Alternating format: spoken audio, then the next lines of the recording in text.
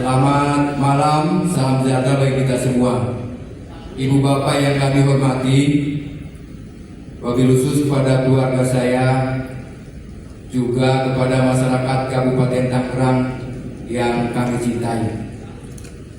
Pada kesempatan ini saya awali dulu untuk bela sungkawa turut berduka cita kepada ayahanda Ibu Intan, Bapak Haji Ismet Iskandar. Beliau adalah tokoh, beliau adalah bapak pembangunan di Tangerang. Mudah-mudahan beliau senantiasa husnul khotimah. Baik ibu bapak yang kami hormati, Kabupaten Tangerang terdiri dari 29 kecamatan, 28 kelurahan, 246 desa, dan lebih kurang penduduknya adalah 3,3 juta jiwa.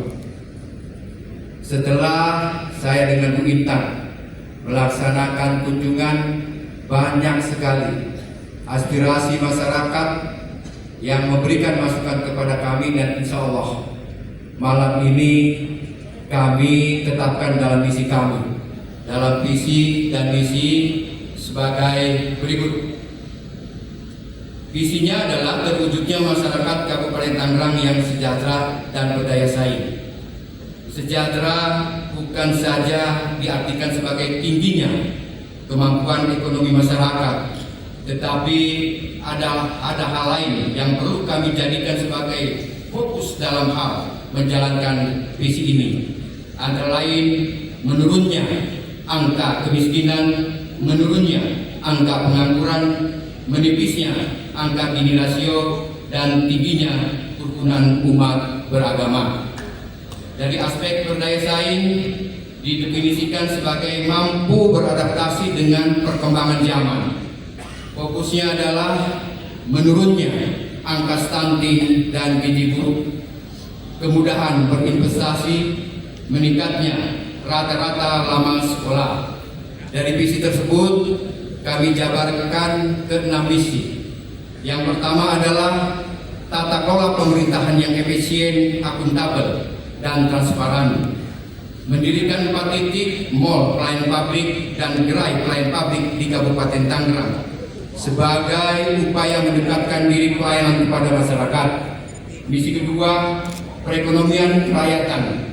Perekonomian rakyat akan kami kembangkan keberadaan UMKM sebagai dukungan dan kontribusi terhadap perkembangan ekonomi daerah di Kabupaten Tangerang. Ketiga, kesehatan. Kami tingkatkan fasilitas kesehatan dan juga SDM dalam rangka melayani masyarakat, terutama di posyandu dan kelurahan. Misi yang keempat, pendidikan dan ramah anak. Pendidikan yang ramah anak berkaitan dengan penyediaan sarana dan prasarana yang memudahkan dan menyenangkan bagi peserta didik. Kelima, infrastruktur yang merata dan berkelanjutan. Dari sisi infrastruktur ini akan kami fokuskan terkait dengan pelayanan air bersih, pembangunan infrastruktur jalan, jembatan, gedung sekolah, dan juga puskesmas menjadi bahagian penting kami jalankan 5 tahun ke depan. Keenam, lingkungan hidup yang layak dan seimbang. Itu terima kasih. Bagi Kurang Barat, Assalamualaikum warahmatullahi wabarakatuh.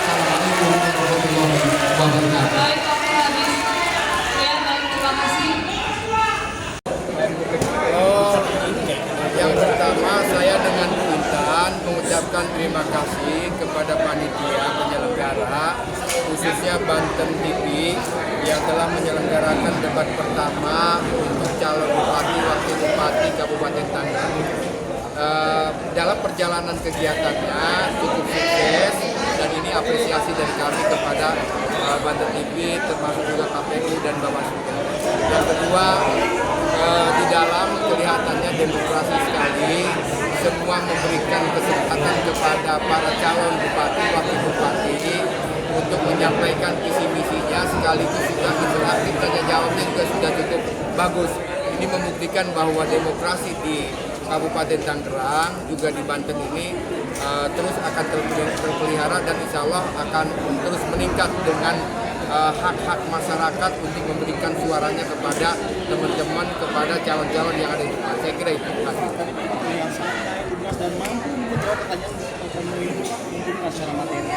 Ya, gurunya ini. Nah, gurunya Bu Intan, ya. Ya, santai aja tuh, kan begitu Riki kan. Jadi jangan sampai nanti orang menggebu-gebu, kita terpancing, itu jangan, ya. Biar dia menggebu-gebu, kita santai, tapi isinya dapat, ya. Artinya substansi dari interaksi diskusi, substansi dari pertanyaan masing-masing calon, relevansinya saya jawab, ya. Termasuk saya menyampaikan ke pertanyaan kepada mereka, kepada calon, teman-teman wartawan yang menilainya itu, saya kira. Soal kasus-kasus yang belum diambil dari pengembang sempat ditanyakan oleh lawan. Oh, sudah dimulai sekarang secara jabatan, secara sepihak kita sudah mulai kemarin di Cisoka, ya. Di Cisoka sudah mulai kita ambil karena pengembangnya tidak ada, masyarakat menjadi korban penghuninya, jalan rusak, terus juga tidak diperbaiki, akhirnya diperbaiki oleh pemerintah daerah. Karena apa? Karena mereka juga masyarakat kita. Karena mereka juga masyarakat kita yang harus kita layani, yang harus kita perbaiki jalan-jalan rusaknya. Harusnya dia tanggung jawab itu, developer itu terhadap para penghuninya. Tapi kan developer sudah tidak ada, developernya, pengembangnya sudah tidak. Akhirnya pemerintah daerah mengambil alih untuk kepentingan yang lebih besar, untuk kepentingan masyarakat. Ini sudah berjalan semuanya, ya, karena banyak pengembangnya sehingga bertahap sesuai dengan peraturan perundangan yang berlaku. Jadi kalau rilis dari Perkip Pak, termasuk di luar di Salah satunya panitianya Perkip. dari Oke, yang lain Alhamdulillah lancar, saya berusaha untuk tidak terpancing. Walaupun dibilang kurang literasi, tapi saya rasa ini belum tahun 2025. Semua data kemiskinan, data pengangguran itu belum selesai dihitung di 2024. Jadi memang belum ada data keluar. Jadi bukan saya kurang literasi, mungkin beliau kecepatan kali ya. Data 2022 itu baru dirilis 2023. Jadi 2024 kita pakai datanya 2023. Itu aja yang harus saya luruskan. Jadi bukan kurang literasi, mungkin beliaunya yang kecepatan. Apa mungkin udah tinggal di 2025. Itu aja. Oke, saya nambahkan juga terkait dengan lahan tadi, ya, PSN. Jadi sesuai dengan peraturan Menteri Koordinator Perekonomian nomor 6 tahun 2004, itu lokasi yang menjadi lokus PSN adalah bukan warga masyarakat, bukan punya milik adat, bukan punya milik warga. Itu adalah hutan lindung di sana. Jadi ini harus diluruskan tadi mungkin nggak fokus sehingga berbeda persepsi. Jadi itu. Yang kedua, bahwa APBN tidak menggelontorkan satu rupiah pun kepada PSN itu. Itu tanggung jawab pihak ketiga, ya, swasta. Maksudnya apa? Maksudnya adalah pihak swasta ingin turut serta menata, membangun wilayah pesisir supaya bisa dinikmati oleh masyarakat sekitar, bisa dinikmati oleh masyarakat Kabupaten Tangerang. Minimal menyerap tenaga kerja yang ada di masyarakat Kabupaten Tangerang. Yang kedua adalah mencegah abrasi yang terjadi saat ini di wilayah pesisir. Dan yang ketiga, wilayah kita akan tertata, akan menjadi ikon, akan menjadi kebanggaan kita yang sebelumnya tidak dikelola dengan baik, nanti bisa ditata. Ya, ini kami sesuai dengan ketentuan yang berlaku dan tidak ada perbedaan pengakuan untuk Kabupaten Tangerang. Siapapun yang mau berinvestasi kita layani, tidak lihat di utara, tidak di selatan, tidak di barat. Sepanjang peruntukannya jelas, sepanjang masyarakatnya itu juga memohon, sepanjang ketentuannya berlaku itu lengkap, itulah yang kita layani. Tidak ada berbeda pengakuan dan ada manfaat untuk kepentingan masyarakat. Terima kasih. Assalamualaikum warahmatullahi wabarakatuh.